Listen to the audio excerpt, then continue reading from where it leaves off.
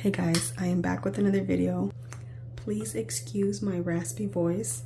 I kept postponing filming until my voice got better, but my voice has only gotten worse, so I might as well just film. I hope you can understand me with this voice. It's still me, I just sound a bit manlier, and that's okay. So I was actually supposed to film this video like a week ago and post it about a week ago, but today I just wanted to share my thoughts on After Hours by Sol de Janeiro. It's a new fragrance. I believe I said I wasn't that interested and I wasn't going to get it, but it was only $24 and that is the excuse. That was my excuse that I used. My initial prediction of this was that it was going to smell very similar to the purple one that they released last year, which was kind of a dupe for Black Opium. And I don't have that one, so I can't compare it, but I do think it's a similar vibe, and it might even be just a repackaging. I'm not sure, but I know that that one had jasmine and amber, and it had that vanilla black opium vibes. So that's why I think this one they either tweaked it a little bit or made it a little bit stronger, a little bit powderier. I'm not sure, but I do think it's very, very similar. So I'm gonna say my predictions were mostly right, probably not exact because I don't know actually, but from what I'm smelling, I did smell that one once and I thought it was, and I can't remember fully, but I did think it was something like Black Opium, so I can't say for sure, but I think that they're similar. That's all I think. But let's get into what I smell when I spray this. Okay, should I just tell you guys what it smells like and then tell you what it compares to? That's probably where I should start. Okay, let me backtrack. So when you spray this, I get a little bit of the jasmine and the florals, but then right away I also am hit with this powderiness that's enveloped in like sweet powdery florals is what I get. So there's something syrupy in there. I'm gonna post the notes, but I believe it was caramel that's listed in the notes. And then I get that jasmine because you definitely get a white floral to it. And then I do get some vanilla, but it's just this vanilla blended in there. It's definitely not a vanilla forward perfume because that powderiness is what wraps it all together and makes it creamy. There's a syrupy aspect, a powdery creamy aspect, and a floral aspect, and it's all just enveloped into one. So I see why this is an after hours kind of fragrance, because it's not their typical fruity or fresh or tropical vibe. It's definitely more like a little bit darker, seductive, you know, kind of how like Black Opium is this syrupy, dark, maybe date night or even like going out. So I did not get amazing longevity from this yet. I want to say this literally wore for like 2 hours, but I also just got it, so that could potentially improve, but so far I don't think that it's very long lasting. And I do find some of their other fragrances to be decently long lasting, like moderate, pretty decent. So this one was probably one of the least lasting ones so far. But like I said, I do think that it might get better. I mean, it's brand new and I just got it, so I think that could definitely improve. But let me show you guys what I think this compares to and smells like, because all of those three things immediately reminded me of other fragrances when I sprayed it. So when you first spray it, I definitely got the jasmine that's in the regular Black Opium. Not this Black Opium, I'm just using this for a visual representation, but this is Black Opium Neon.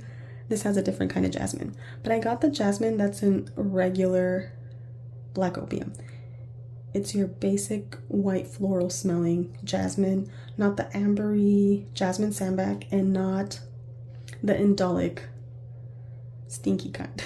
It's literally just a jasmine in the regular Black Opium. I was hit with that right away. It smelled familiar, kind of like Black Opium. But then, like I said, the powderiness came in. And the powderiness reminded me a lot of the powderiness in Flower Bomb. And you know how Flower Bomb has a little bit of florals in there too? So it was like that floral creamy powderiness that's in here. Very, very similar. It immediately reminded me of this too. But also, after the powderiness impression, I was also hit with a lot of syrup. And the syrup vibe reminded me of the praline that's in La Vie Belle, just the original. It's like that La Vie Belle kind of DNA where it's this praline syrupy sweetness in the base, and it definitely reminds me of that. Some of you might not agree. I know this is like it's like a weird concoction to compare it to, but honestly, I mean, that's what I was reminded of. And it's not like I was looking for something to compare it to, just that's what came to mind. I don't always associate a new fragrance. I don't usually associate a new fragrance with things that I've smelled in the past, but there is a few of the new ones where as soon as you smell them, you smell a little bit of other fragrances that have been around. I do think those are very comparable, and potentially if you sprayed a spray of each of those, you would probably get something very similar, except this one might last you less than the other ones. So ultimately, I do not think that this is super worth it or that you really need it, but if that is something that you like, I think it's worth looking into for specific reasons. For me, I like these because you can spray them in your hair. I think you can, right? You used to be able to. You know, these don't say hair and body mist, these say perfume mist, and the other ones used to say hair and body mist. So I don't know, maybe you can, or maybe you shouldn't spray them in your hair. I always wore these because I like to just be able to spray them like all around my clothes and chest area, and then I would also get my hair because I don't actually like to put perfume in my hair too much, you know? Okay, so for reference, see, these other ones say hair and body fragrance mist, so I'm not crazy. And this one does not say it, so maybe it's not safe for your hair. Okay, back to our regular scheduled programming. But anyways, so it's up to you if you like this. If you collect Sol de Janeiro fragrances, I think it's cool. Definitely not something that you absolutely need or something crazy unique or anything like that.